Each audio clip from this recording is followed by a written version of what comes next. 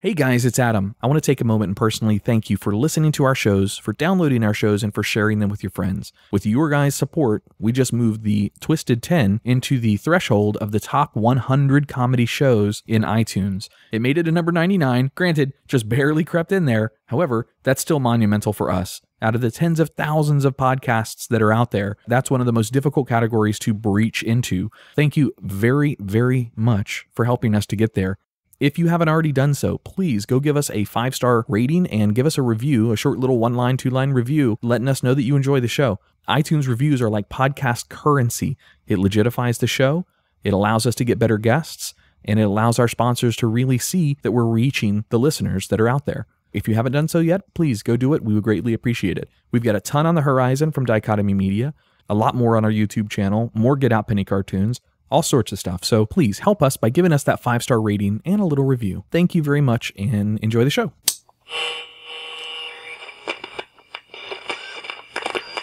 T-minus 10, 9, 8, 7, 6, 5. All 3 engines up and burning. 2, 1, 0, and liftoff. 1, 2, 3, 4. You're listening to The Twisted 10, bringing you original and unique, host-created top 10 list, recorded live in world-famous Cocoa Beach, Florida, with hosts Tach Van Sickle and Adam Poston.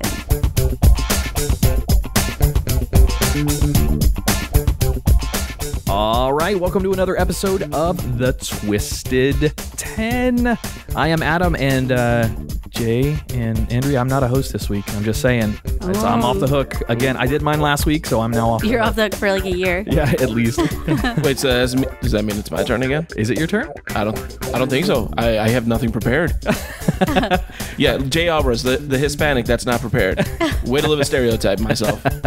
Hi, I'm Andrea Joy, and I am also not hosting this show. So our hosts here in the studio can see on our big screen over on the other side of the room that we have a guest host this week. And joining us, and we're honored to have her, is Jen Briney with Congressional Dish podcast. Thank you so much for having me. This is going to be fun to host another show than my own with actual human beings interacting with me. This is going to be great. Right.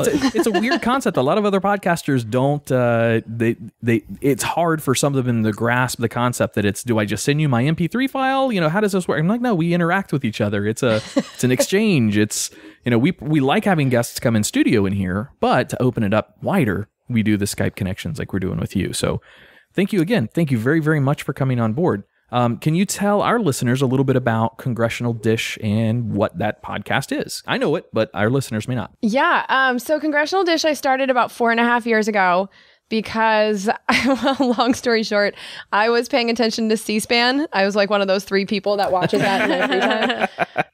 And I just saw shady things happening.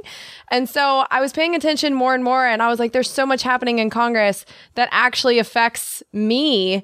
And I don't even know where to find this information. And so after a long talk with my dad, who went into a career that was not all that fun, he was an accountant, he was like, I don't know what a podcast is or why anyone would want to listen to a podcast about Congress, but I'll support you in any way I can. So I started it like 4.5 years ago with the naive idea that I could read every bill that passed. So I was like, if Congress can read it, I can read it. And it turns out they don't read most of the bills. So I learned by doing, to tell you the truth. This was my podcast that I was just going to learn what was going on and tell people what I was finding. And so now that it's been so long, I've changed the structure a little bit, but really the basic idea is I'm a taxpayer. I'm not in either of the main 2 parties. I just want to do it. I just want to know what they're doing with my money and in my name.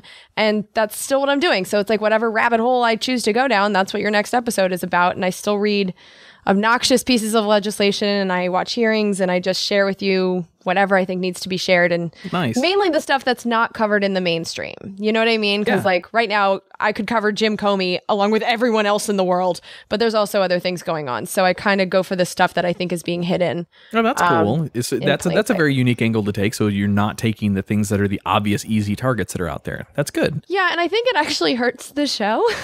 Really? Like conversation.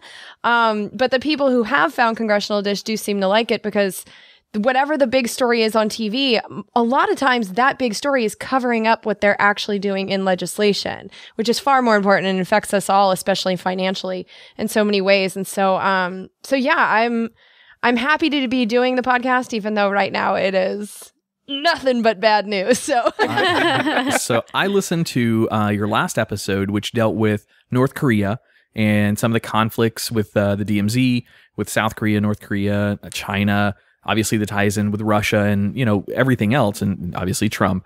And it was fascinating to me. You educated. I thought I knew a pretty good amount about politics and pretty good amount about the North Korea situation, but I learned a hell of a lot on that show. And I listened all the way to the very end, even with your credits to your listeners, your patrons, your donators, things like that. And I admire how you did that. You treated every single one of those people elegantly, and it made me want to donate too. It was an interesting perspective that you took on it. So that was kind of cool. But you did say something in that episode towards the end where you were frustrated. It sounded like you were on the fence about the podcast in general. I'm like, oh no, because you were glooming on it a little bit. I'm like, damn, you need reinforcement that you're doing a really good job. And, without kissing your ass too much, I love that show, and you've got something that's really, really cool, and you're doing something good. But you can't read those bills until they're passed. I'm just saying. You don't know what's in the bill. Just pass it first, and then we'll tell you. That's all I'll say.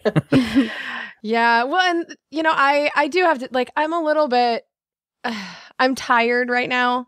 It's been a very high emotion 6 months since Trump took office. And a lot of people are lashing out because I didn't wholeheartedly support Hillary Clinton. Apparently that makes me a traitor to my gender or something crazy. I don't know. How dare you? But are we sure she's really a woman? Difficult. It really has. And just watching the way Congress is behaving, and it's just... I don't know. It's been rough on me emotionally, to be honest. And I'm going to keep going with the podcast, but am I at my peak motivation right now? No. And I think that's how it is with a lot of podcasters. We fall in and out of love with it. I think Amanda said that to you guys a few weeks ago. And right now I'm on a down slope, but it's starting to turn around just because I don't know. It's my job. We all ebb and flow. That's for sure. So out of the three of us, I consider myself somewhat politically knowledgeable. I wouldn't say very much, but a little bit. I've worked for government contracts since 2002, DOD, DOS, and now here at NASA. And I get myself at least attached to, that's my day job, not the podcast. The podcast doesn't pay those bills. I'm just saying. So the day job covers that. So I know a little bit about my specific areas of interest, like the $600 million extra dollars that NASA just got from this current administration. I was stoked to hear that because I'm a fanboy of NASA, so that's good for me. But I don't know if I've ever asked Jay if he's political or not in here. Yeah, actually, I have a very solid educational background in politics. I have watched the entire series of The West Wing. As well as House of Cards. So I feel myself particularly versed for this episode. It's like an honorary doctorate for that, right? Right. From University of Phoenix. University of Netflix? Yes. Yep, that's exactly where. But here's the real test from what I've heard. Do you watch Veep? Ooh. No, I'm behind on that. I love Julia Louis-Dreyfus. I'm behind on it, though. You need to watch Veep. All right, you know what it is? I can't get past, what's the guy, her assistant, the one that was on Arrested Development. Because I can't see him and not picture him in Army. Like that's all I got. He still plays Buster. So you don't actually have to let that go. He's basically still Buster. So he's Buster. He's like, okay, so these are my awards from Vice President. Okay, cool. Got it. Yeah. No, you have to watch that one. And it's funny because people will write to me from Washington and they tell me it's more Veep than anything else. Which I don't think that's a good thing, but it doesn't exactly surprise me. Andrea, what about you? Are you political in nature? I know personally, but our listeners may not. Do you have a knowledge in politics or? Yeah, it's not enough. Enough? Yeah. Cool. All right. Tach is our other host that's not here tonight. He's actually he works for SpaceX, and they just launched, literally when we were doing our initial test phone calls with you tonight, SpaceX was launching one of their rockets. So he's up there supporting that mission tonight. So he's out of commission for us this evening. He wanted to be here very badly because he loves your podcast too. So he's missing out. So sorry, Tach. Wow. Sorry, buddy. It's a good reason to miss the podcast. He's only, expanding human knowledge and exploration. It's like, you can do that instead of talking to me. And I love how dismissive you are. Like, yeah, SpaceX is launching one of their rockets. Like, yeah, Timmy's playing with one of his toys again. That's It is kind of cool. SpaceX, not to get too tied into this, but I'm kind of a fanboy of it. SpaceX launches their rockets, and a couple of them come back and land on the pads here at KSC at the Air Force Station side. Well, those are the reusable rockets that they can use over and over and over, and they're like drones that come and land. Well, it's very reminiscent of the space shuttle days because those things create two sonic booms that are heard for hundreds of miles in every direction. And we're so close here, when those booms hit, all of our windows and doors shake. It is just intense, and I love it. I love it every single time. It doesn't scare me anymore because I'm such a fanboy. I know when all the launches are, but I want to let our listeners know real quick for new listeners that may be coming to this podcast because of Jen. This podcast is a top 10 list podcast. The top 10 list is either done by one of our regular hosts, the four of us, or by a guest, like in Jen's case here. The list has to be something original or unique to you. So you can't go on like David Letterman's site and pull some of his top 10 lists and bring it to the show. It has to be something unique. Now, you can cite sources, obviously, like I was inspired by a BuzzFeed top 10 list or something else that you found on Wikipedia or whatever. You can cite them if you want to, not necessary. However, we want them to be original. And we occasionally allow guests to come on, more so regularly allow than as of late. We allow guests to come on like Jen and bring their own lists, and they take over the show for the entire hour, and that's what we're going to do tonight. So, Jen, are you ready to go? Are you good?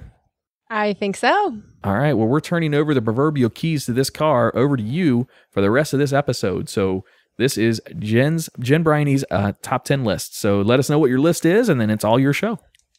All right. So the list I went with, which probably won't surprise anyone who knows what I do for a living, is top 10 congressional scandals. But I chose to do 10 that are recent because when you look up, scandals in history, you hear about two men in powdered wigs, and it's like, who gives a shit about what they did? So I wanted to talk about things that are affecting us right now. So let's get started with number 10. Yes. Number 10. See, she knows. She listens. She knows what to do with the numbers. That's awesome. Yes. So number 10 actually has to do with Puerto Rico, which I've developed a bit of a fascination with in the last year. Because in 2016, Congress decided to legislate something for Puerto Rico, and I think it was pretty mean. So just a little bit of background. Puerto Rico it's an American colony. We have quite a few of these. I think we have 5 or 6. It depends on how you want to define it. But Puerto Rico is the one that is off of Florida's coast, about 1,000 miles. We got Puerto Rico in 1898. It was about 10 seconds after they became independent. We invaded and took them over. So that was very nice of us. Really? I didn't know that. Oh, yeah. The Spanish had said they could be independent, and they did that in the beginning of May. In the middle of May, we invaded, and they were ours. So they were independent for about a minute and a half. So, yeah, we took over the island in 1898, and then in 1917, we did them a favor by making the Puerto Ricans U.S. citizens, and then immediately drafted them into World War I. Oh. So, but the moral of that story is that for 100 years now, Puerto Ricans have been U.S. citizens, but they're treated differently than the rest of us. So Puerto Ricans, they don't get to vote for president. They get one congressman in the House, but their congressman doesn't really get to vote. They get to vote in committees, but if their vote is the deciding vote, then it doesn't count and they have to re-vote. So redheaded stepchild. Oh, yeah, big time. It's actually really sad.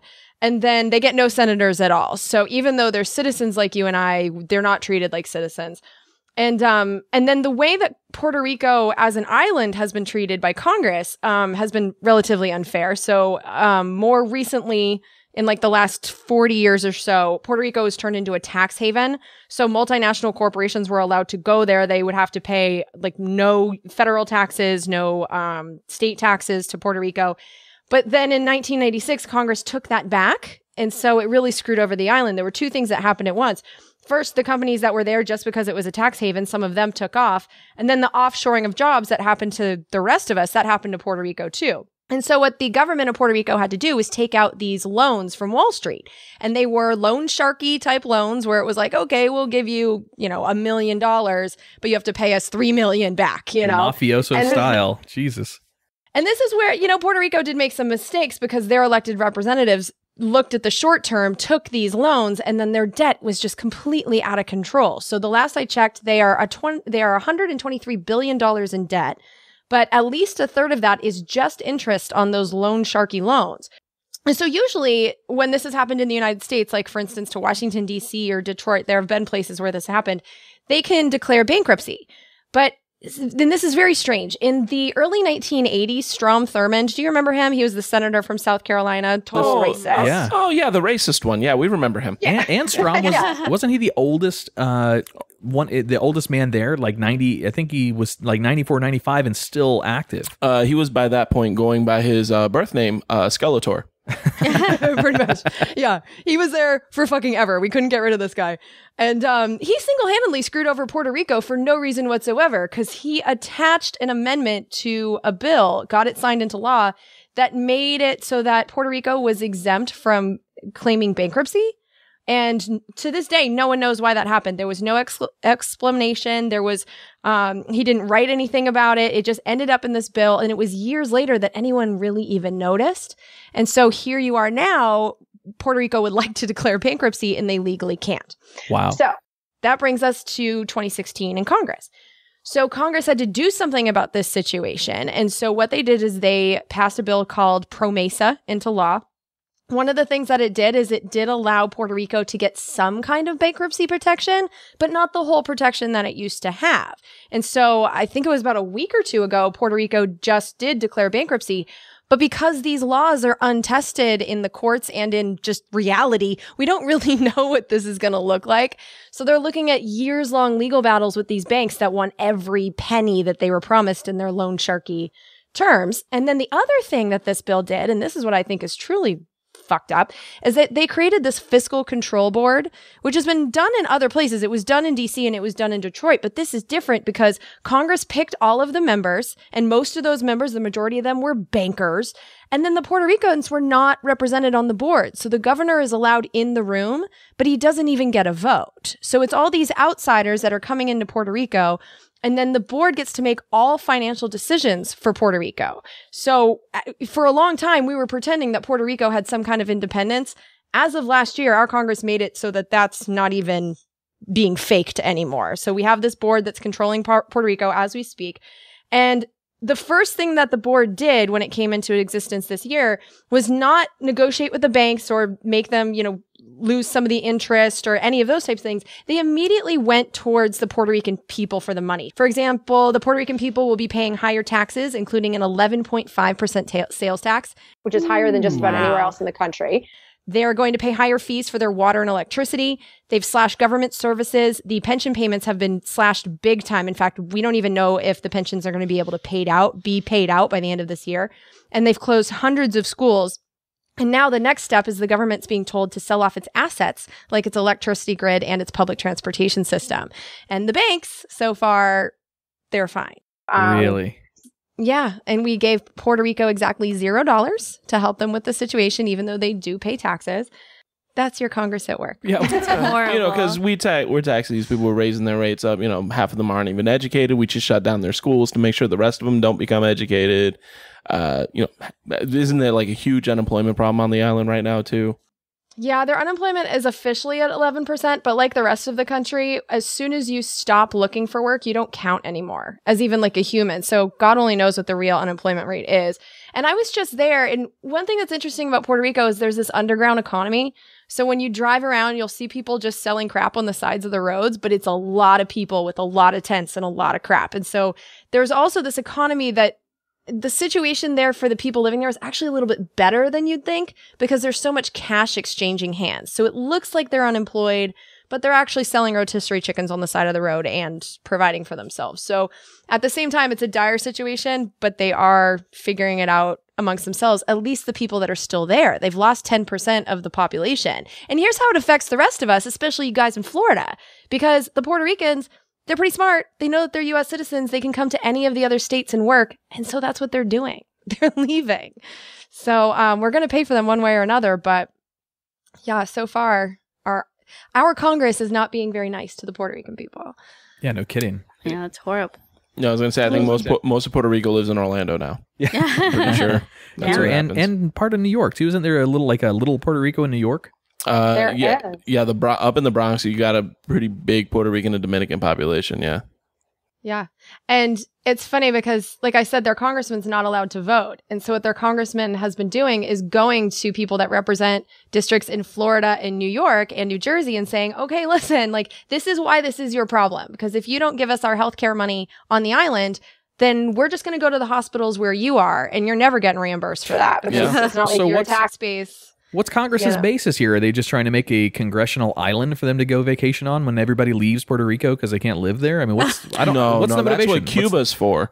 Are there natural resources that are just abundant there that we're trying to finagle them out of? I don't understand. What's the real motivation behind it for the government? Well, when we took over Puerto Rico, we turned it into a giant like sugar plantation. And so the first governor of Puerto Rico was only there for a year. He set up the entire government so that when he went back to the States and became the CEO of a sugar company, that he could go back, and with all these people that he had installed, they gave him favorable terms, and then the people's wages were cut to like nothing. And so that's the original motivation for having Puerto Rico. Then it was turned into that corporate tax haven. And the problem now is that we don't really have anything that we want in Puerto Rico. And so Congress has stopped giving a shit. And as I was watching the debate, really all they were trying to do is make the problem go away without spending any U.S. tax dollars to make that problem go away. So the whole PROMESA idea is we're going to have this board. It'll be up to them. And we're going to go do that other stuff. I mean, Congress I don't even think they're following the developments there. They truly don't seem to care.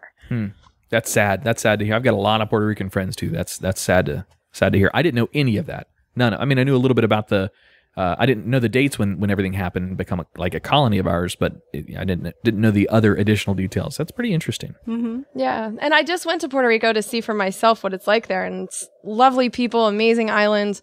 I walked around feeling so much guilt. Yeah, no kidding. Just for not knowing, and that's what I told the people there when I had conversations. I was like, honestly, like I didn't even think of Puerto Rico ever until I saw this bill roll onto my desk. I never knew that we really had a relationship with them. I mean, the ignorance that we have in our country, I don't really know what we do about that either, because I don't really feel like it's my fault for not knowing what I didn't know. But yeah, there's an awareness problem. For sure. Spot on. Well, you helped him out by going and spending money there.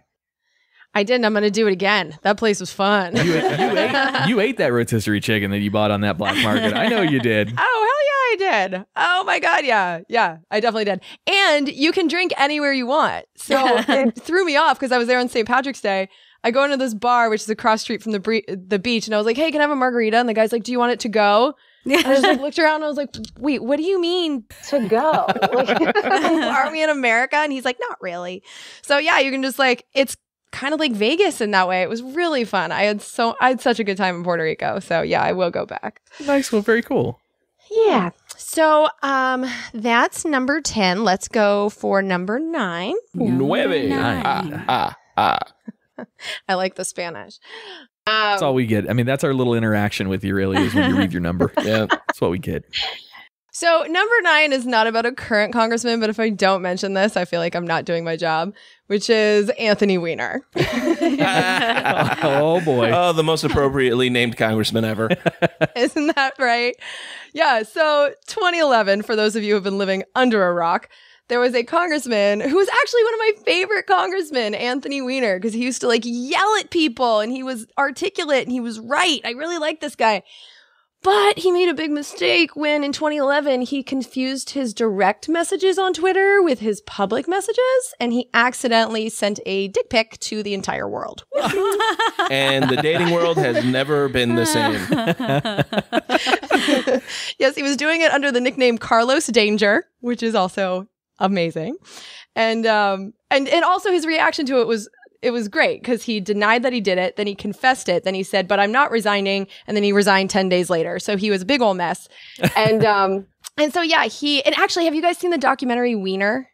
No. I didn't even know that existed. It's so good. So after all this happens to him, he actually allowed a film crew to come with him as he ran for New York's governor. Why? So I know, he's so dumb. And it's great because you get to see because the scandal just kept coming back, right? So when he was running for mayor, there were even more allegations that happened. You get to see the look on Huma's face as she finds out. Like, it's so good. It's one of the juiciest documentaries I've ever seen in my life. You have to go and see it. But yeah, so he's married to Huma Abedin, who I just referenced, and that is one of Hillary Clinton's top aides. They've been working together for like 15 years. Huma not only worked for Clinton in the Secretary of State and in her campaign, but also worked for the Clinton Foundation. So she's all up in the Clinton stuff. And so in September of 2016, New York State and the FBI started investigating Anthony Weiner for sexting a 15-year-old.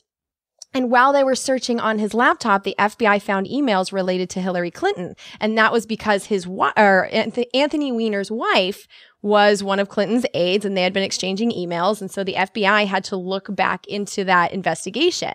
And the reason I even put this in here is that this had a major effect on what we're dealing with right now with the Trump administration, at least maybe, because on October 28th of 2016, the FBI, after reopening the case, had to tell Congress that they did so. And so FBI Director James Comey sent a letter to Jason Chaffetz in Congress saying we had to reopen the investigation. And then Chaffetz told the media because he's a Republican.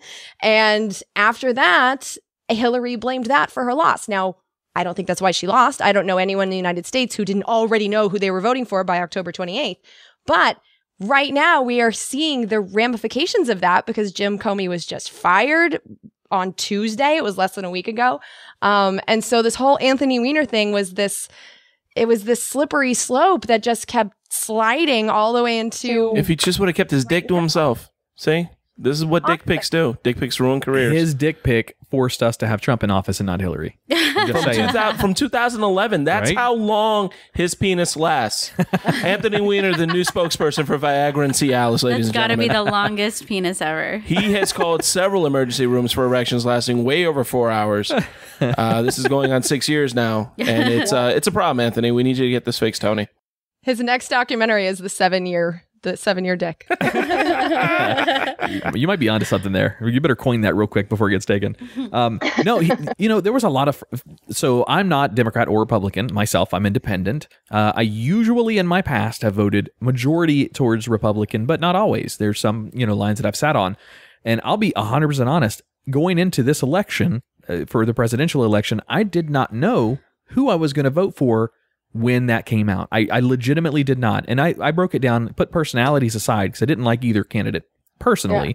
I went down their list of platforms, and I literally made a pros and cons list of which one I liked more based on just platforms.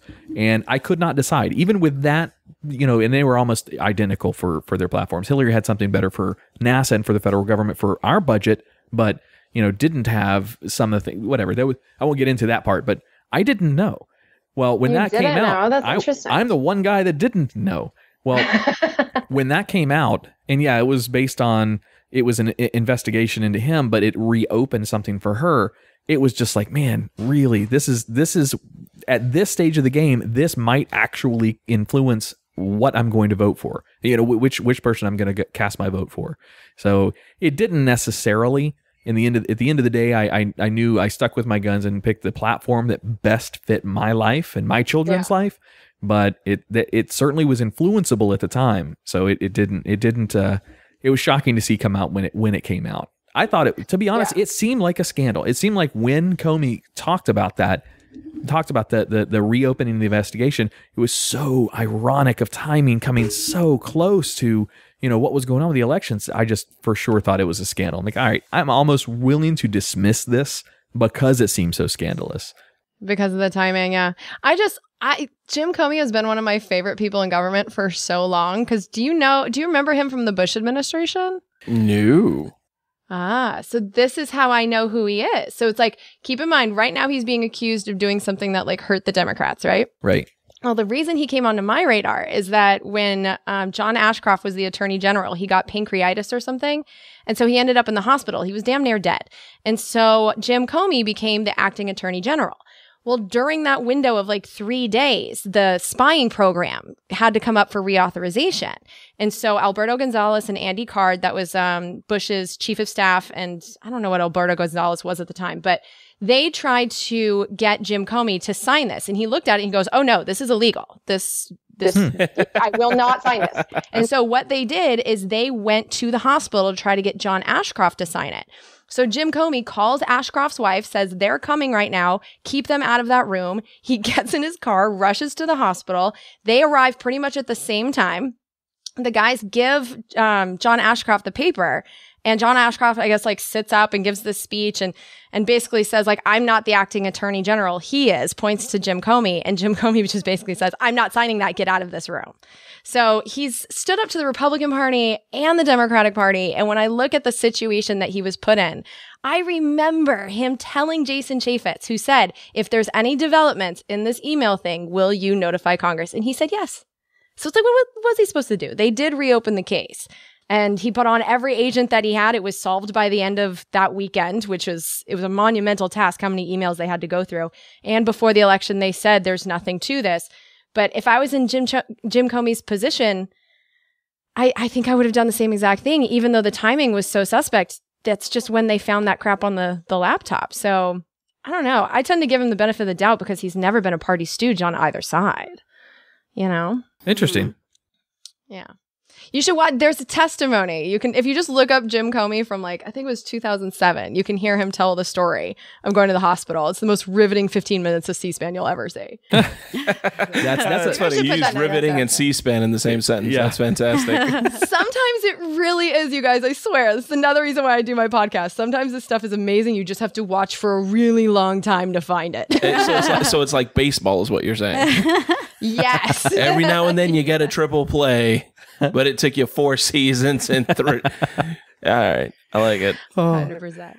So that was number 9. Now number 8. Numero 8. So number 8 is also another resignation. This one was Aaron Schock. And this is the only one on my list that really doesn't affect us until this day, but it's just a story that's so fun that I had to tell you. So Aaron Schock was a congressman until 2015 when he had to resign after we discovered that he used at least $120,000 of our tax money to decorate his office like a scene out of Downton Abbey. Ooh, that makes sense. You know, of all the things that are more boring than C-SPAN, Downton Abbey. He made C-SPAN more boring by decorating it like Downton Abbey. Oh. All right, well done. My ex-wife used to love Downton Abbey, and I hated that. Oh man, I'm a sensitive man. Don't get me wrong, and I enjoy good quality productions of shows. Downton Abbey killed me. Yeah, I've never seen the show, but I know that based on Aaron Schock's office that I would never want to decorate my home that way.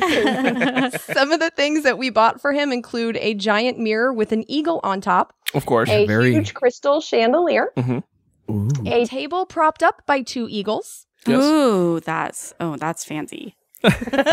A bust of Abraham Lincoln, which was huge, by the way. It was like life size. Oddly enough, the bust of Abraham Lincoln, direct from the actual set of Downton Abbey. Abraham Lincoln is huge in England. And then my favorite one, he had a massive arrangement of pheasant feathers. Stop. Pheasant feathers?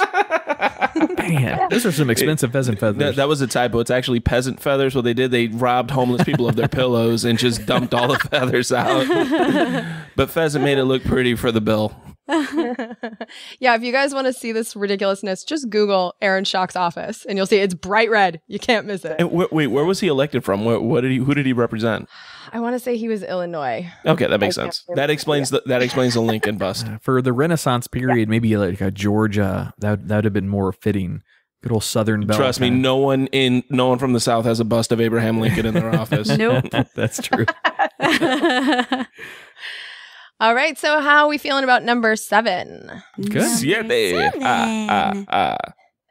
So number 7 is also a fun little scandal. This actually happened to a then governor, which was Governor Mark Sanford. He went missing. So this was a congressman, Mark Sanford of South Carolina. He was a congressman for a few years, then he left Congress, became the governor, and in 2009, he straight up disappeared for 6 days. Just gone. And he didn't tell anyone, not his staff, not his family. No one knew where he was. And the reason this affects us as taxpayers is that no one in his state knew what the hell to do. Do they have a governor? Do they not? Like, there are certain lines of succession that need to be activated if your governor is sick or dead or missing. And so they lit for 6 days. It was this question, like, is Mark Sanford still the governor? Is he not? So he finally shows up again. When he got back, he lied to us. He said he was hiking on the Appalachian Trail when actually he was in Argentina banging a Argentinian television journalist. Oh, that's not good. Wow. Well, actually, Argentina TV journalists are pretty good. Yeah, well, it's good. It's good from one perspective, but that's not good. It's South Carolina. No one misses it. I went to school there for a little bit. Yeah, no one lost. Yeah, so and yeah, especially not Mark Sanford, because he didn't resign from his office, and the reason this is affecting us now is that he got reelected to Congress. So he won a special election in 2013, and he's been reelected every 2 years ever since. And what's interesting about this dude, and why I wanted to put this in the list, is he's a Republican in the House of Representatives, and he recently told NPR that he's been a dead man walking. He knows what that feels like, and he's recovered. And so he really has no fear anymore. He doesn't fear the voters because it doesn't seem like he can do anything wrong. And he's one of the few members of Congress on the Republican side who's not afraid of pissing off Trump. So when I kind of want to know, like, take the temperature of the people that are not just blindly following the party, he's an interesting one to watch. And so I just kind of wanted to put that out there. But yeah, he I could see that. Literally ditched his constituents for a week, and they still elected him to Congress. Well, that's because no one pays attention to who they're voting for in Congress. Everyone thinks the president's going to change the world when Congress holds the keys. And two, especially in South Carolina, half of them can't read the fucking ballot. All right. So yeah, if we got listeners in South Carolina. What are you doing, man? Yeah, half of them can't find this because they can't type the name of the podcast into the search bar. That's a good point. So no, I went to school in South Carolina for like 2 years. I went to high school there, and I remember way off the side. Okay, so I went as a sophomore in high school. I moved from Miami, Florida to Hilton Head Island, South Carolina, one of the more affluent areas of South Carolina. Sure, and I've learned no one in South Carolina knows what the word affluent means. So in Miami, I was a pretty decent student, took all honors classes, no problems. Moved to South Carolina, sat down with the counselor. We were going over my schedule, and they said, listen, it's South Carolina. Listen, we don't really think that you're really cut out for the honors English program here. and I looked at them and I said, well, why? Well, we're just not sure that the English taught at Miami is exactly on par with the English taught here in the great state of South Carolina. And I looked at him and I was like, I spoke like this in 10th grade. I said, did you have a problem understanding my English? It's that last name. It's that Alvarez name. It's Alvarez. No, that's what it is. But they didn't realize that my mom's last name was Howell. So that got real fun and real ugly. And then they finally give me the class. I go in, they're reading out of the book, they're reading The Great Gatsby, which I read like 4 years ago for a summer reading project. And I'm like, okay, you're reading this out of a textbook, great. And they're reading out loud, which doesn't bode well, ever. And the reason they're reading out loud, because half the kids in that class, who are American, mind you, can't fucking read. But they gave me crap because I have a Z in my last name. And I tan just a little more than anyone else in the summer. And they gave me grief for it because, there's no way you speak English. I'm like, this fucker doesn't read, dude. Racism is fun. I'm just saying. I loved it. Good gracious. The South. I'm sorry. That's horrible. On behalf of all white people, I apologize. Oh no, you're fine. My mom's from Georgia, so I feel the guilt and the rage all at the same time. Like it's kind of a weird juxtaposition. Jen, we didn't ask you where you from, by the way, or where you Skyping in from, by the way, right now, because we still see the sun there. And out here in Florida, it's set for the most part. Yeah, I'm in Walnut Creek, California, which is just outside of the most expensive place in the universe, San Francisco. Nice. Fantastic. That's our biggest market, by the way. The San Francisco, San Jose, and Oakland market, I think, is one market together. I think that's what it is. Yeah. That's our biggest market.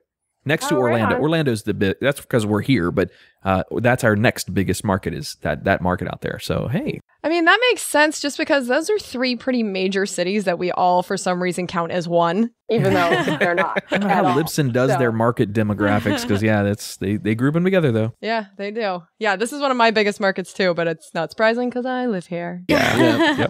Yep. All right, so let's do number 6. Six. So number 6 is something, it's not like a one-time occurrence. This is every single time I've seen the government be funded. So this is just a general trend, which is that the government in the 5 years that I've been doing my podcast has never been funded properly, not once. So the way that it's supposed to work is that we have 12 different segments of government. And so the House is supposed to start the negotiations. They're supposed to craft a bill. It goes over to the Senate. If there's changes, the House and the Senate come together and they give their combined bill to the president who signs it into law. This is supposed to happen 12 times by September 30th. It's their basic fucking job. And they've never done it. So like this year, we had 1 out of the 12 get done on time. The last 11 were just signed into law on Cinco de Mayo. Mind you, that is 7.5 months into the fiscal year. So the fiscal year is over on September 30th. We just got 2017 funded. And this is how I've seen it happen over and over again. And what's terrible about this is that the bills that we end up getting tend to be thousands of pages long, like literally 2,000 pages I've had to read before. And these are never available for more than 3 days. So they throw these out there. And the effect of this is that things can get attached and brought into law that shouldn't be because they use these giant bills as a vehicle. And I know we're supposed to take a break here, but it's actually directly related to number 5. Let's throw it off kilter. That's your twist. Let's throw it off kilter. We can tie them together. Off your numbers. Yeah, no, that's good. It's your show. You do what you want. Wait, hold on. We're doing number 5 now? So yeah, number 6, this happens all the time, which my example is one of the things, I call it dingleberries when this happens, because it's like, here's your giant bill, and then you have this shit attached to it and just like rides in the law. So one of the dingleberries was an international treaty. So in 2012, Secretary of State Hillary Clinton negotiated and signed a treaty with Mexico to allow deep water drilling in the Gulf of Mexico, even deeper than where the Deepwater Horizon was. So you probably remember this bill. It happened in 2010. We had a gusher coming out of the bottom of the ocean for, I think, 2.5 months. And 2 years later, Hillary's out there negotiating this thing with Mexico where the Deepwater Horizon was 5,000 feet. Now, because of this treaty, they can drill over 11,000 feet into the Gulf of Mexico. So talk about not learning your lessons. Yeah, no kidding. So she negotiates this treaty. But the thing about treaties is they have to be passed by the Senate. And so instead of doing this separately, because it's a big decision, they dingleberried it into law on the 2014 budget. And no one even knows that this happened. So instead of after that spill having a national conversation about whether or not we should do this, no one even knows that that treaty was signed into law. Good gracious. Including some of the senators. I don't mean to be rude, but I am totally writing that down. They dingleberried it in. I feel like I'm going to use that in my everyday life at least once a day. Hey, what happened? Nah, dude, they got dingleberried in. I don't know what to do. I was living in Tampa at the time. Actually, a little bit after that happened in 2012. I was living in Tampa. I worked at United States Central Command out there. And yeah, all the markets over there, the on that coast. Granted, Tampa didn't take the hit like Louisiana did, but they still took an effect, and those communities were hurt for a long time from that spill. That was a horrific spill, and it's obviously we didn't learn our lesson though. No, and the Gulf hasn't recovered. It really hasn't. And there's people like me, like I still will check my shrimp. If it comes from the Gulf, I'm not eating it just because I'm crazy. And so I read EPA reports and I know that they're still finding things in the fish, and I'm just, all that dispersant that they put in, it sunk the oil to the bottom. It wasn't like they cleaned it up. They just sunk it. And that's where a lot of the animals, the eggs are laid. And so these are repercussions we're going to deal with for a really long time. And but the news said it's okay. Yeah, right?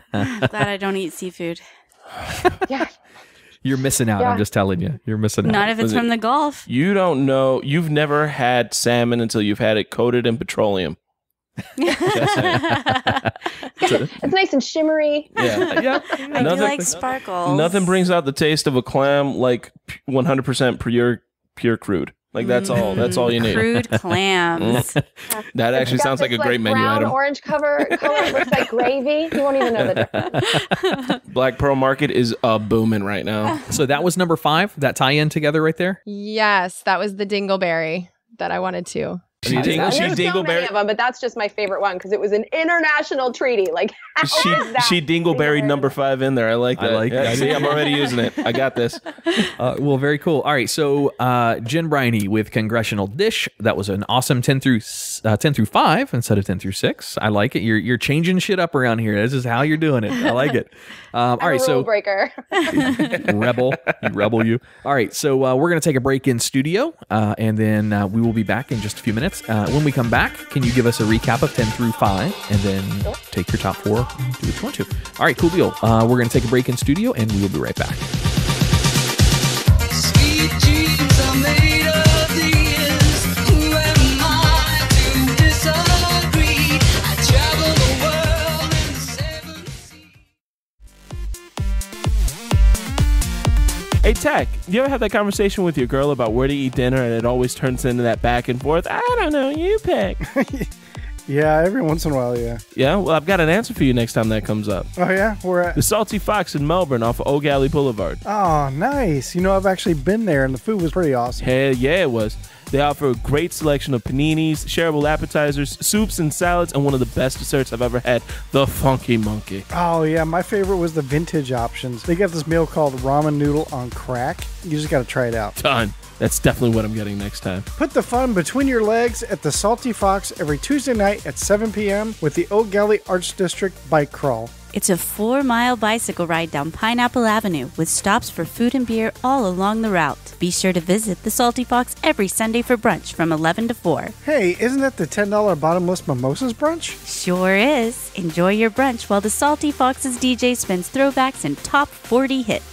Salty Fox is located in the downtown Oak Alley Art District on Oak Alley Boulevard. Check them out on Facebook at facebook.com/saltyfoxmelbourne or online at thesaltyfox.net. Hey listeners, be sure to mention you heard about the Salty Fox on our show and you'll get 10% off your meals.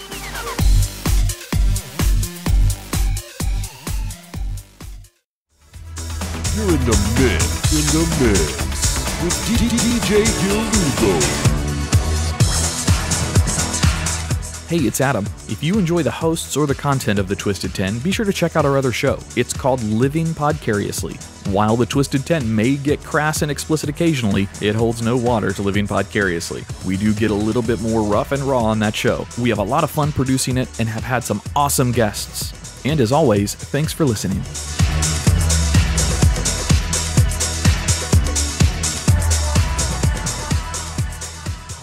Okay, we have 45 seconds before the anesthesia wears off, so we have to make this quick. That's not very good anesthesia. Focus now. Remember why we're here. Honestly, no. Sandwiches? Soon. Look, we're here to tell the Twisted 10 listeners about our show, the Conversation Hat Podcast, in which a hat tells us to talk about geek culture, the arts and the abstract, features guests from the creative industries along with original sketches and music. Oh yeah.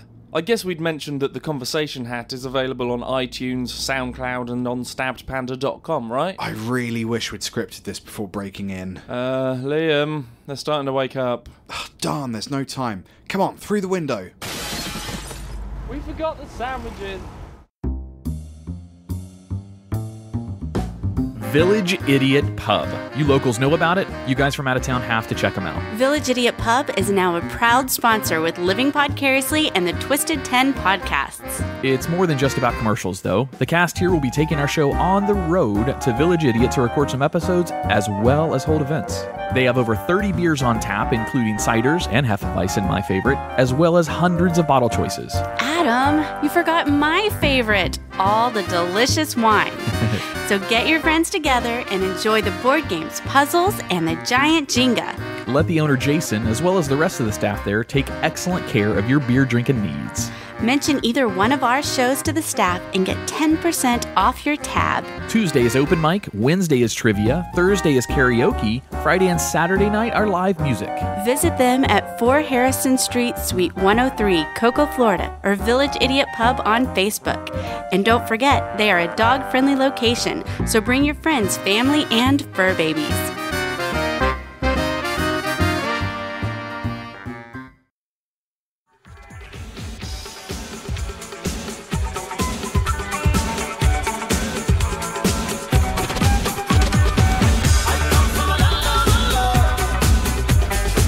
right, welcome back to the Twisted 10. Again, we are honored to have Jen Briney with Congressional Dish doing this week's Twisted 10 list.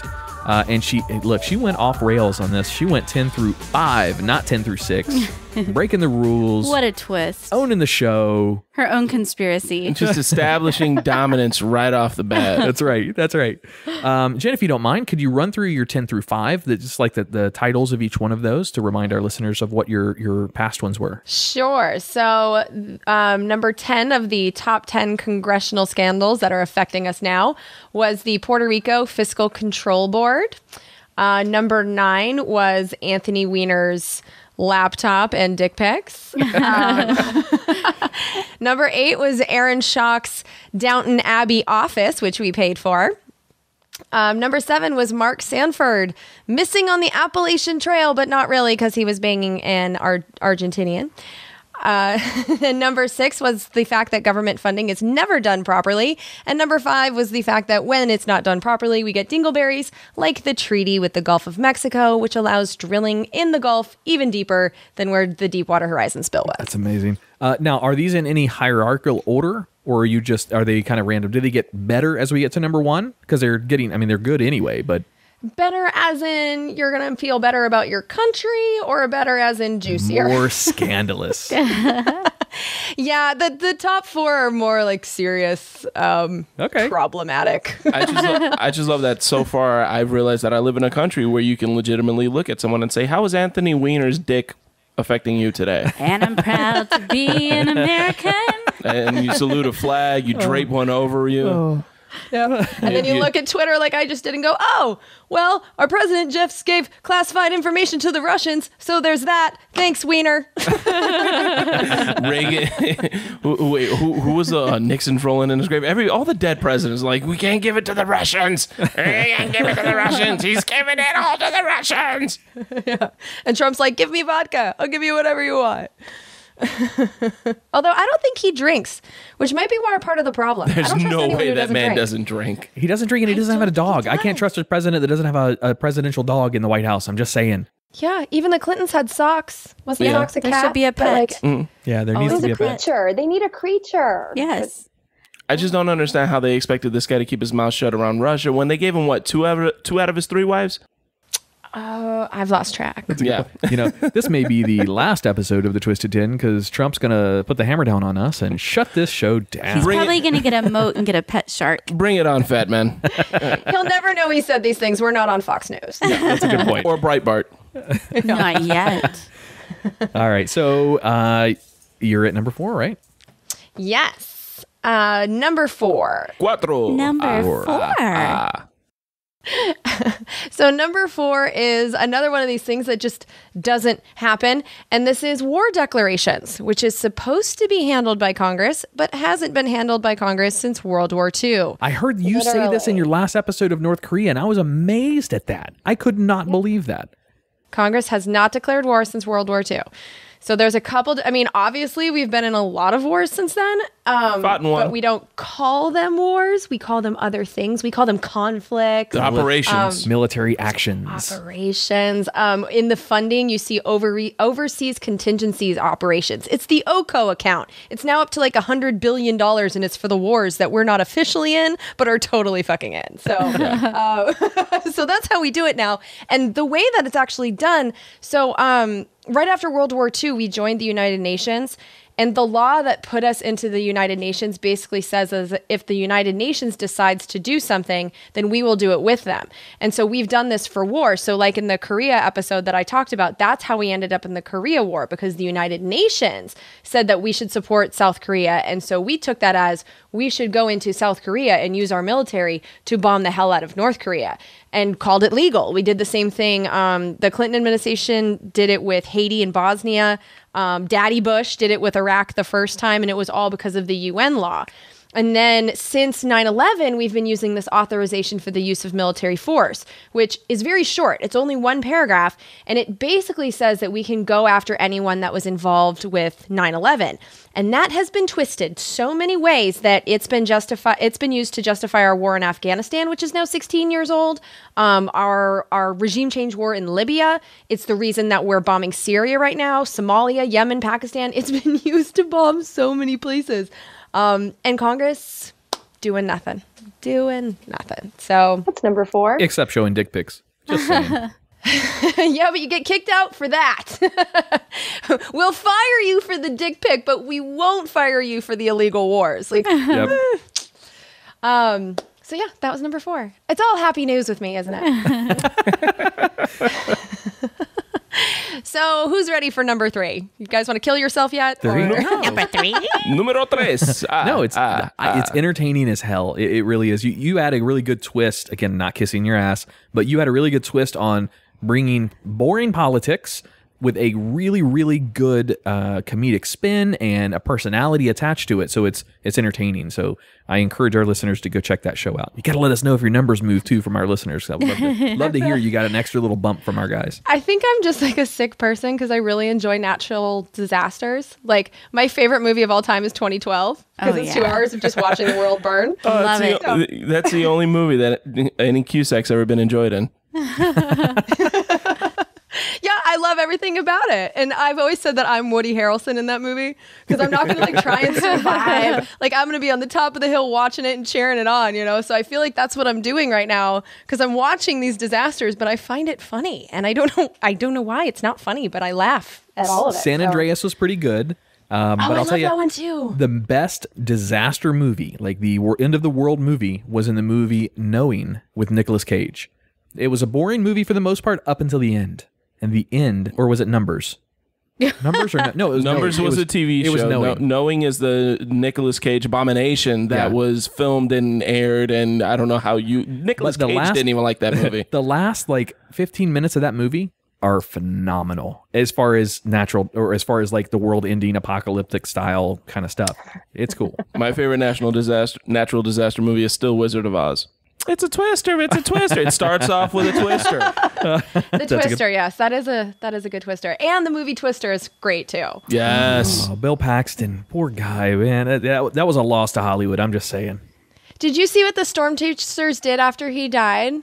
It was so cool. No. They drove into like the center of the country and they spelled out BP on their GPS with their cars. Yes, I did see that. cool. Yeah, that was pretty cool. Cute. That is cool. Yeah. He made storm chasing cool, and now you can't drive through Oklahoma in May.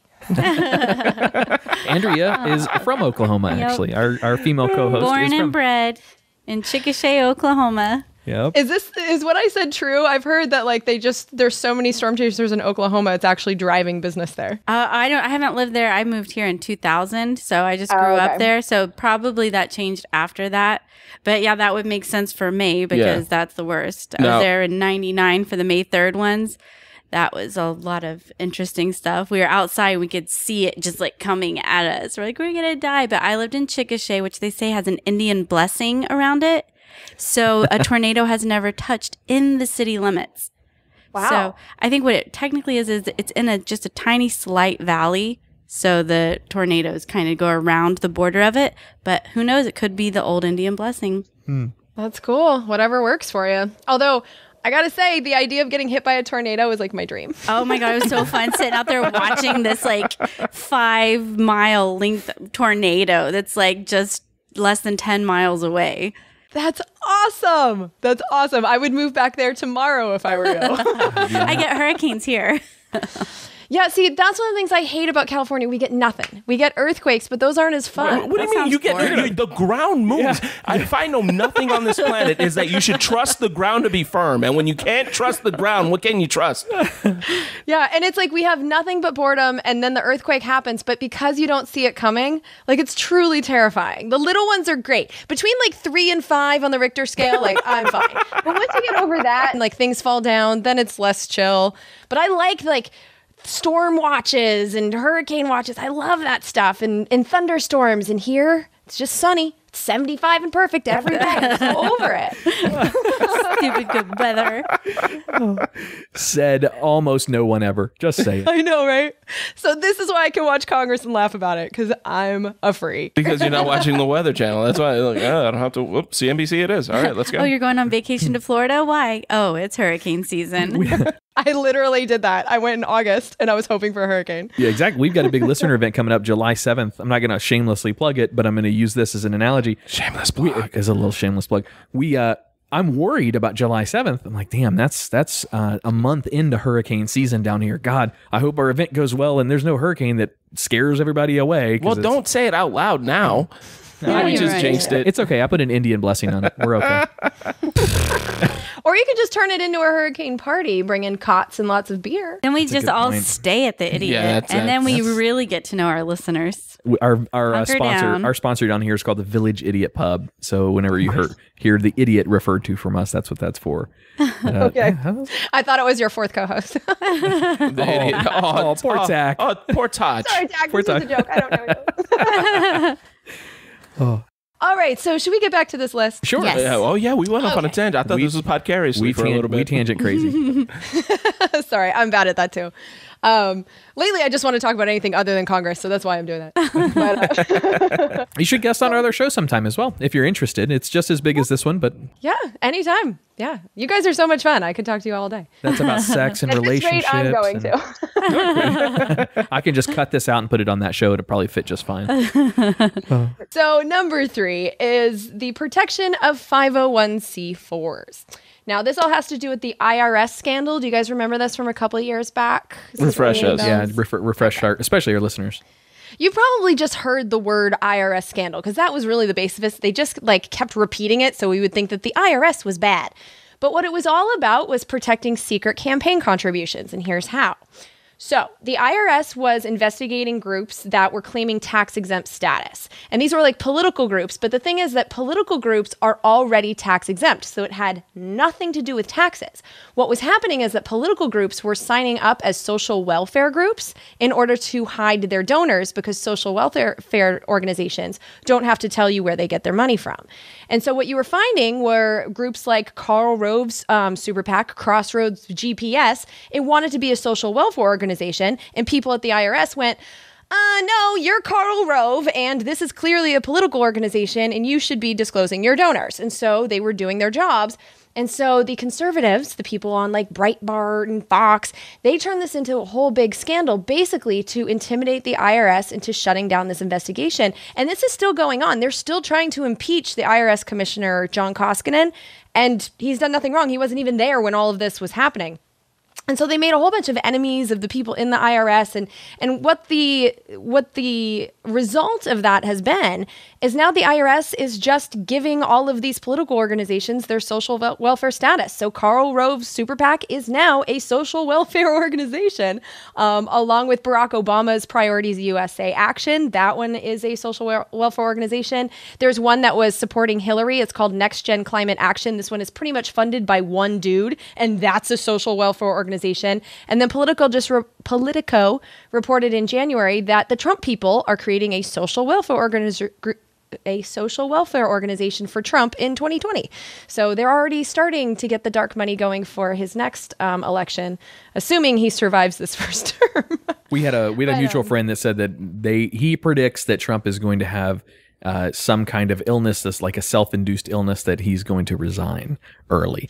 And I got into quite a debate back and forth about, I don't think his ego would let him do that. I think hearing about the dark money coming in for him for the next campaign is interesting timing. I think that's pretty spot on. Well, and what happens is just like with Barack Obama's Priorities USA, that was a super PAC for him that just turned into a Hillary super PAC. So it's if they'll raise the money for Trump, but then just give it to whoever the next Republican is. So that's how this stuff works. And you don't know where the donations are coming from. And that's the entire point. And so by creating this fake scandal, they've now made it to the point that this dark money, there is no one that's afraid of using this mechanism anymore. They were a couple of years ago, and now it's open season. So if you guys want to hide some of your donors for your podcast, make it a social welfare organization. It'll get approved. Nice. So yeah, that's number 3, and that's ongoing. This has not stopped. So. Fantastic. Yay! Don't you love Congress? How about number 2? Number 2.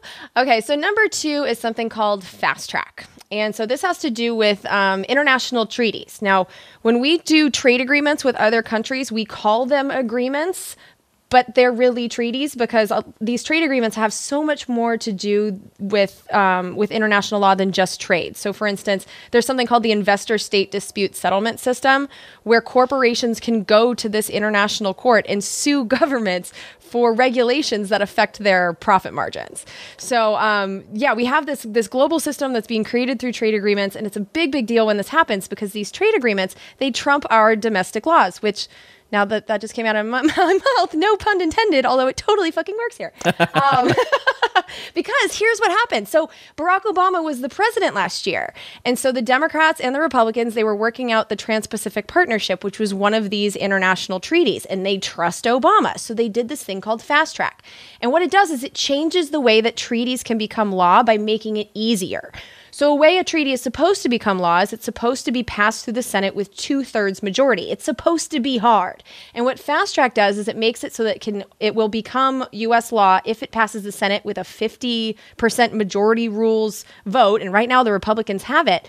And the real scandal here with this last fast track, which was approved, is they approved it until 2021. So the last Congress had no idea who the next president was going to be. And they not only gave that person fast track, that person who is now Donald Trump, fast track the entire time. And then 6 months into the administration after that, too, which is just reckless. It's like if you trust Barack Obama, like, OK, give it to him, but make it expire in January. But no, we have this until 2021. So when Donald Trump says, I want to renegotiate NAFTA and all these crazy things, you're like, he can't do that. He kind of can, especially if the Republicans go along with him because they've switched it to where the Democrats have no role in it anymore. Yeah, that's amazing. Yeah, so that will affect us for the next 4 years. You did a really good summary of that and I hate plugging your last show over and over and over, but you did a really good summary on the last show about how these trade negotiations and these trade deals are really basically writing the laws that the world. What did you cite in your last show? Something about world order. They keep saying it. Yes. Yeah, over and over, these trade deals. I hate that term because it sounds so Alex Jones. Yep. But John McCain keeps saying it, and Jack Reed keeps saying it. It's like when you hear it in Congress, it's like, it's not conspiracy theory when it's coming from John McCain. So, yep. But yeah, that's the big game. That's what I've kind of learned here. Because I've been reading the books that like the people in the military are reading to kind of see like what they're trying to do. And after World War II, we set up this economic order where America is running the show. And anyone that doesn't want to participate in our economic order, we go to war with them, or we try to in some other way change their behavior. A lot of times it's bribery, and if that doesn't work, then we just go and take them over. So my episode on Libya explains that really well, because that's exactly what happened in Libya. But yeah, it's really this battle between these economic orders, and when you look at like Russia and China as enemy, it's economic because they don't want to go along with us making all the rules. And then if you look at the rules that we're making, they're not even fair to you and I, like U.S. taxpayers. We have no role in this new system, and it's really designed on behalf of multinational corporations, at least from what I've seen with the World Trade Organization and the TPP. Those are the only two I've really studied. But yeah, that's the big game. That's what they're trying to do. And fast track is a big part of it. And this is a bipartisan thing. That's why when people only vote one party or the other, they're kind of missing the big picture because both parties are doing it. Barack Obama did the TPP, and it was, Clinton signed in NAFTA, but the Korea trade agreement and Colombia, that was done by Bush. And so this is something that these two parties, there's things they disagree on, but the things they agree on are the big picture things like the economic system and matters of war. So, all right. So that brings me to number one. This one is my number one. Yes. So this one has to do with something called the Stock Act. Have you guys ever heard of this before? No. Mm-mm. No. Okay, so STOCK stands for Stop Trading on Congressional Knowledge Act. And so this all started in 2011 when there was a 60 Minutes episode that showed how the leaders of both parties were using the knowledge that they get from, lobbyists or anyone else that visits them to trade on the stock market and make a lot of money. And you see it all the time that people get elected to Congress. The minimum wage in Congress is $174,000 a year. But how do you go into that as a normal person and come out like a millionaire, with tens of millions of dollars? And this is how it's done. So they're trading on their insider knowledge. So America saw that 60 Minutes thing and said, okay, this is not good. And a year later, they signed the Stock Act. Now, the Stock Act made insider trading by members of Congress illegal, just expressly illegal, although there were so many loopholes that no one's ever been prosecuted. And then the members are also required to report their trades within 30 days. Now, when that was signed into law, the thing that had the most teeth is that when the members were telling us what their trades were, all of those trades were supposed to be listed on a publicly searchable website, and this was supposed to apply to their staffs. So where you watch all the West Wing, it's not just Bartlett you have to care about. It's Leo McGarry. He's pretty powerful too. You don't want him trading on his insider knowledge either. Matter of fact, there was an episode of The West Wing that focused primarily exactly on this. Toby, he apparently traded stock, and Toby had a friend who gave a speech in front of Congress. I mean, he had no idea what it was. He didn't understand it, but he was under a microscope because his friend gave a speech to Congress. That stock skyrocketed, and Toby had just happened to buy that stock a week prior. Exactly. So yes, see, this is where West Wing did prepare me for this. There you go. Yeah, it's exactly like that. So you want the staffs to report their trades, and you want it to be on the internet so that annoying people like me can make those connections and tell you what's going on. Well, exactly a year later, so this is signed in April of 2012. In April of 2013, and mind you, when it was signed in 2012, there were cameras and signing statements. It was all over the news, and they're patting each other on the backs, and it was, because it was sexy for 20 minutes. Yeah, and they were like, look at what we're doing. We're policing ourselves. And so they're all proud of themselves then. Exactly a year later, about 5 days before they were having to actually turn in this information, it started in the Senate on a Thursday afternoon. A guy named Chris Coons, who's still in there, got up, and in the middle of the day, while no one was there, he tried to pass something that basically guts the Stock Act. So what this gutting did is it took away that website. So we were supposed to be able to search it, and then it made the website disappear, and also made it so the staffs didn't have to report their stuff. So Chris Coons goes to an empty Senate and passes it by unanimous consent of an empty room, and it flies to the Senate. So next it goes to the House. And I'm sure that no one knew that was happening, by the way. I went back to look at the footage. It happened like in the middle. There was no one there. So like when there's no one there, they play the classical music on C-SPAN 2 for like hours and hours and hours. And it was like that for like 2 hours. Chris Coons comes back for like 5 minutes, and then there's no one there for like 2 more. So it's just like, it was in the middle of the day, dropped in. I'm sure almost no one noticed. So yeah, that's exactly how it happened. Then the next day in the House on Fridays is a very predictable pattern. They do their votes, and then the leaders of the two parties have like some partisan battle. And then it's goofball hour, which is where Louis Gohmert gets up there and just says whatever he wants. And it was in that last part where everyone with a brain knows that you no longer have to pay attention. That's when Eric Cantor, the leader of the Republicans, he got up, and again, they passed it through an empty room. So that happened. It was Thursday and Friday, and the Thursday guy was Democrat, Friday was a Republican, and then the following Monday, the day that all the reports were supposed to be submitted, Barack Obama signed it into law. So it was a bipartisan scandal. They gutted the Stock Act with nobody knowing. And what was crazy is that even if the news was going to cover this, the day that it was signed into law was the Boston Marathon bombing, and so no one discussed this. No one even knew. Look at the left hand. Mm-hmm. Hang on, there's a conspiracy there somewhere, I'm sure, too. I am not saying that. Wag that dog. Wag the dog. I'm just saying. You know what, though? If there was a website where I could go and look at all of my congressmen or senators on the stocks that they're purchasing, that seems like a pretty good business model for me to try to follow. I'm just saying that would be a good way for me to piggyback onto somebody else's insider knowledge without being able to prove that I know inside knowledge. So, I make it except that you just said it on a podcast. Yeah. My name is Tach. I'm just kidding. And I think that's a really good point, though, because there's a lot of different ways the public could use that, because if the public was looking at that information, they could use it to bet on those stocks or against them. I mean, there's a lot of different ways it could be used, and it makes it less insider knowledge if it is put out there in that way.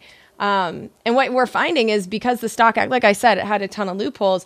There was a Politico article yesterday that confirmed that 28 House members, these are current people, 28 House members and 6 senators each traded more than 100 stocks in the last 2 years. So they're trading all the time, and some of them are just really blatant. So I did an episode on, it was called The Price of Healthcare. It was a pun on his name because our new Health and Human Services Secretary is Tom Price, who was a congressman. And one of the biggest problems with him is that he was investing in a company called Innate Immunotherapeutics while creating a bill that would directly give that company more business. And he was still confirmed.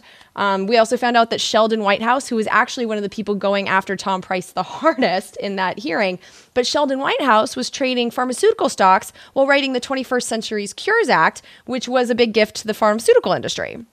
And then there's also Bob Corker of Tennessee. Here's another example. He bought shares of an energy company that wanted to export oil while at the same time writing a bill to end the oil export ban. So it's like you can see direct connections between the companies these guys are betting on and the legislation that they're writing. And all of this is being hidden from most of us because there is no website where we can find this out. We have to wait for the Politico article. That really goes back into the power corrupts absolutely type of statement. That's just, you may have a good, a good head on your shoulders when you go into those offices, but something contagious gets a hold of those guys and gals that are in those seats, and it just turns them. Not all of them, but it just seems to discredit the majority when the majority are really that scandalous. That's sad to see happen. What it seems to happen is that people get there and then they're told this is how it's done and this is how it's always going to be. And they believe it. And I think at some point we need to understand and elect people on the basis that bribery is bad and make it illegal again. Because right now, all of us are like, even if you're collecting small donations, you're still collecting money from people, and people don't give you money for no reason. Like people give me money because they want my podcast. And so there's no one that's giving hundreds of thousands of dollars to a politician and just being like, nope, just a gift. It's just not how it works. And that's why bribery used to be illegal. And it's really like, I can get mad at the congressman for this behavior, but it's really our fault because this stuff is public knowledge. I'm not in Washington, D.C. I don't know anyone in Congress. I'm finding this information out. Yet we still are electing these people over and over again, no matter what they do. Remember Mark Sanford? He said, there's nothing I can do. I've already disappeared for 6 days and was banging this lady and no one seems to care. Because he wasn't the president. That's that. No one knows who they're voting for Congress. No one cares who their congressman is. No one cares who their senators are. The president's going to fix everything. Yeah, but I think that's changing now with this particular president. Because I did see a big panic where people were like, oh my God, what can we do? And it's like, okay, 2018 midterm election. It's the first time in my lifetime that people are looking to a midterm and their congressman to save something. So I'm really curious what's going to happen. I hope we don't have a outrage fatigue because I can already feel it happening to myself where I just want to turn it off. But I'm really hopeful that 2018, that message will switch. I'm hoping more people will realize that the power is in Congress and not the presidency, because that's the only way we're going to get rid of Trump. I feel it has all to do with who they select to be that opponent. In this situation, if they would have picked anybody else, in my opinion, to fit that Democratic spot other than Hillary Clinton, who already gave the U.S. such a bad taste. Bernie Sanders. Anyone. Yeah. It could have been Bernie. It could have been anybody. They would have beat Trump. They picked the Democrat. O'Malley probably would have won too. Yeah. Jeb Bush could have run as a Democrat and beat Donald Trump. Yeah. Absolutely. I mean, he was a dodo, but he could have done it. I think they put anybody in there, they would have beat him. So yeah, this is going to be kind of a field day. I think there's a lot of lessons that were learned on this particular presidential election and how the campaigns were run, especially. And I think they've learned some lessons, some very valuable on both sides of that political fence. And I think we're up for a pretty good campaign in the next presidential election. Either way, I still have my Colombian citizenship, and I can move to Bogota. I'm happy that you have that. I don't. So I'm sorry. I'm sorry. Here, I need to fight for this stupid country. But that's another thing we learned. We learned it for both parties is that both of these they're private clubs. So when we saw what happened in the DNC, it was shocking, but they're allowed to do whatever they want. So I think another thing we saw is that the parties themselves, I think, are starting to lose their hold. I know there's a lot of people that are pissed right now at third-party voters, but I didn't have a choice. Neither one of them I could give my vote to.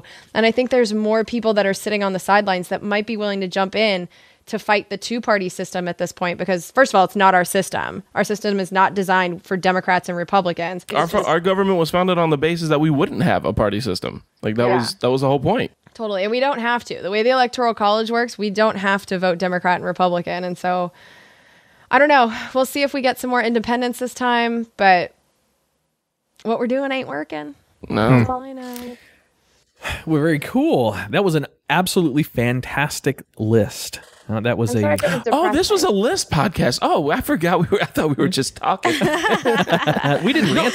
No, this has been fantastic. No, it's nice that we get to go and sidebar off on these conversations, even though we're not traditionally a political podcast by any means. Nope. Matter of fact, I think the last 4 you have done nothing but show how much smarter you are than 3 of us combined when it comes to this. I'm not. I pay attention to stuff other people don't. Yeah, no, we go to beaches and get drunk. Like that's all we do, and that's all I do. I just got back from Mexico. That's right. You probably noticed I've been eating my lip. It's because I burned it so badly it's falling off. Like beach bum, beer drinking, but I just watch C-SPAN instead of Netflix. You humble yourself a little bit, but your ability. So from our perspective, it's easy to tell when a guest host comes in with literally a list to read from versus a list that they have topics written down, but that they talk about, and you can hear their brain working to relate what's going on with the particular topics of the list. You rattled off all that information just so elegantly. Your topics, and it makes that list that much better because you know your information, and that's a really, really good part about this is we can kind of judge the guests too based on how they do, and you nailed it. It was really entertaining. Oh, thank you. You gave Dan Cummins a run for his money. I'm just saying. I was about to say, I think you and him have so far been the 2 most knowledgeable on the topics that you brought. Absolutely. Oh, good. Hey, I knew a lot about those infomercials. We're not going there. Which are infomercials? Andrea did an episode of Twisted 10 called the top 10 best and worst infomercial products, and we had audio to go with it. It's so far that is my favorite episode of the Twisted 10 that we've ever had.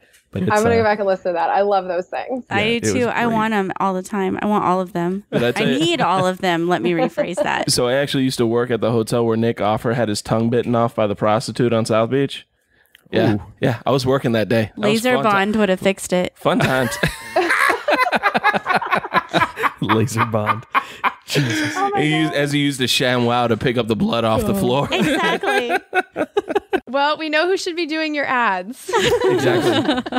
All right, so let's get some plugs out of the way for you. I did a little bit already, but take it away. What would you like our listeners to do to either support you or to go download or to send money or listen? Well, take away whatever you want to do for your plugs. Well, I would really like people to just try out Congressional Dish. I try not to be partisan because I hate everyone, as you've heard. And, and yeah, my whole point is to just get more people aware of what Congress is doing in your name and try and figure out some way to fix it. And that's the hard part. But yeah, the podcast is called Congressional Dish. You can find it everywhere that Twisted 10 is found, anywhere a podcast is found. I also have a free app for Androids and iPhones because I think the most important thing that I do is I don't expect you to trust a word that comes out of my mouth. And so my show notes are very detailed. You can read every article I use. If I outline a bill, I actually link to the individual provisions so that you can read the pieces of legislation yourself. I make sure that I back up every single thing that I say because we live in the era of fake news. So I don't want to BS you, and sometimes I'm going to make mistakes. So, but yeah, I'm just trying to tell you about Congress, and I think I make it pretty fun. I try to. And yeah, it's called Congressional Dish, congressionaldish.com. Yeah, it's awesome that you took a topic that's so polarizing and you just made it accessible. And with no motives, you're not trying to boost one side over the other one. It's just, hey, here's the link. Look it up. Yep. Have fun with it. And if you doubt me, come fight me, bro. And it's some of it's self-preservation because that has happened where someone will be like, you're wrong. And I'll be like, here's the link. And I never hear from them again. It's so vindicating, isn't it? It's vindicating to get that feeling. Yeah, people don't really mess with me unless they actually know I'm wrong. And they know that if I'm wrong, I will on like the next episode that I find it out. There's been quite a few that I've had to start and be like, so I messed up, guys. Sorry. And then I explain what the mistake was, but I always do it right up front. So that's another motivation for me not to screw it up because I have to do it. And like eat that shit sandwich. So this is the part of the episode where I eat a crow. Yeah. I'm sorry I swear so much too. I'm a trucker. We get every single episode. I'm a literal trucker, so that works out. Oh, I'm sorry. Was that insulting? No, not at all. No, all of our episodes go out explicit just in case. And trust me, some of our topics have been very, very over that line. So don't worry. The cussing is perfectly fine. In fact, I respect you more because you cuss. This is one of the cleanest episodes we've ever done. Now, that's a good point. If I do hear in your episodes that your editing team or you do bleep out your words, if you need me to do that on Twisted 10, just let me for your image, just let me know and I'll go and bleep out. It's not an image. image thing. I don't care what people think. It's a I can't be in India or China and a couple other countries if it's marked explicit. And you should know that too. If you're explicit in any of your episodes, you're not allowed in their iTunes store. So that's why I do it. It's interesting. Because there's people that vote all over the world. So to close off the show with all that's those true. nuggets, it's not wise. No, So you just educated me on that. I had no idea. I didn't even consider that. I'm a No Colombian wonder citizen. no one's listening to us in China. Yeah, And no, India. but I'm a Colombian citizen. I vote for Colombian politics all the time, and it didn't even occur to me that there were like expats in other countries that are doing the same thing. Yeah. And that's why I picked the golf swing too, because like with the big two, when you say like fuck and shit, like the golf swing finishes it, you know? So it's like shit. Yeah, So that's why I picked it. Like, you know what I'm saying. Perfect. And my editors worked really hard on getting the first syllable, so you actually know what I'm saying, but it's still technically beeped. So yeah, we've been working on it for years. Nice. Way to usurp the system. Way to go. All right, well, very cool. So this episode is Congressional Dish Jen Briney's episode. We had a lot of fun with you. Next time you're down this way, let us know. Between Tach and myself, we might be able to get some passes out to NASA out here at Kennedy Space Center next time you come down this way. We're going to take Dan Cummins out there if he's got time. He's going to be down here June 12th. He's stopping in studio with us to hang out for an episode. So if you ever make it down here, let us know. I'd like to say we made a friend out of you today. And I work at a salon and spa, so you can come in, massage, pedicure, hairdo, body scrub. I work for an auto manufacturer. I can give you discounts on a new car. That's about all I got. Hey, that works too. My car was just dead in my space last night. It's 16 years old. So I might take all of you up on those offers. So yeah, thanks. Yeah, I'll be there in February for Podfest. So Nice. I will be coming back. Yes. All right, well, very cool. Or if we have a hurricane coming. Yeah, then I'll be on the next plane. There you go. Most people don't realize when you want to travel to Florida, come during a hurricane. Air prices drop. Yeah, dirt cheap. So bad. Yeah. We were supposed to get hit when I went in August, and it just like missed Miami. It like brushed and then disappeared. I was so Oh, yeah. Was that this year? Like Matthew? No, it's 2 years ago. Something like that. Yeah, that's when everybody was posting the memes of the lawn chair pushed over, like Hurricane Tim, never forget.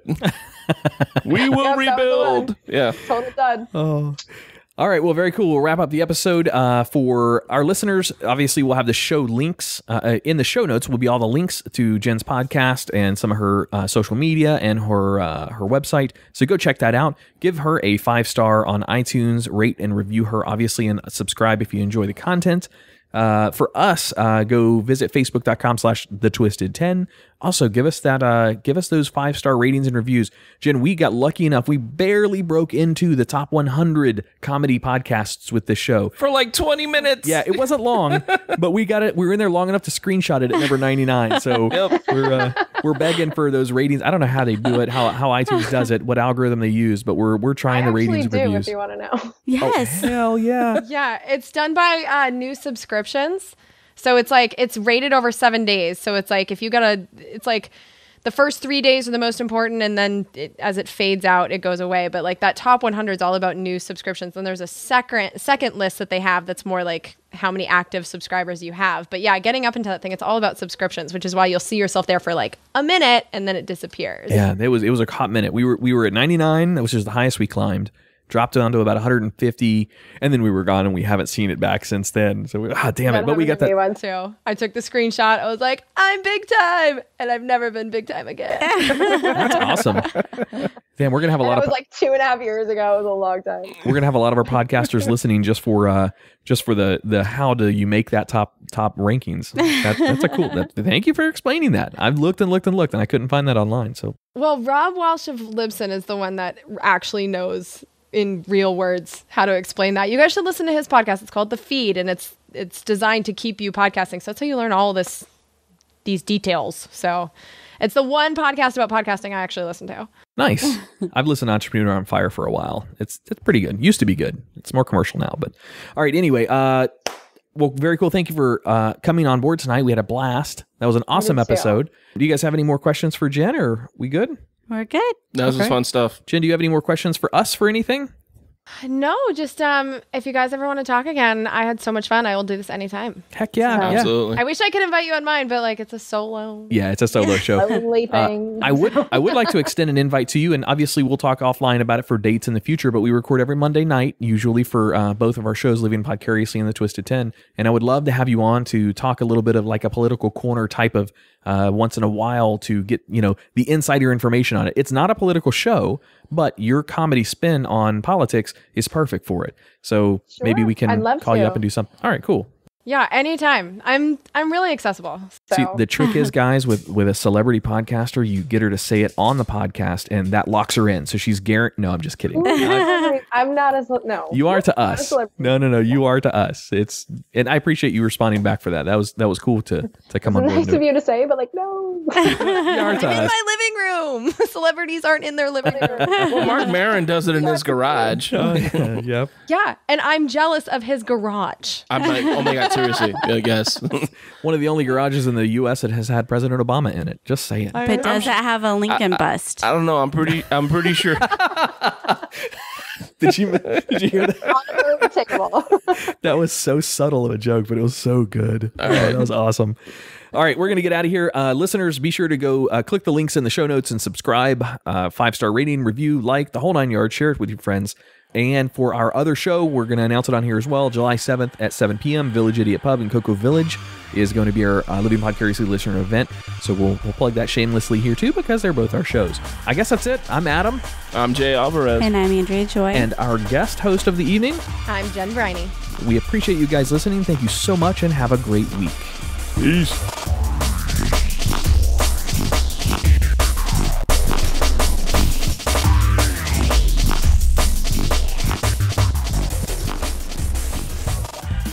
Wait. Don't hit stop on the episode just yet. Hey, this is Tach from the podcast you just listened to. And if you enjoy Living Podcariously or The Twisted 10, then you're going to love my new podcast I co-host with my lifelong buddy, Ron Caniff. It's called You're 40, Now What? It's about the trials and tribulations of turning 40 and just getting through life. So check it out on iTunes, Google Play Music, and anywhere you listen to podcasts. Thanks. Now go give someone a mouth hug.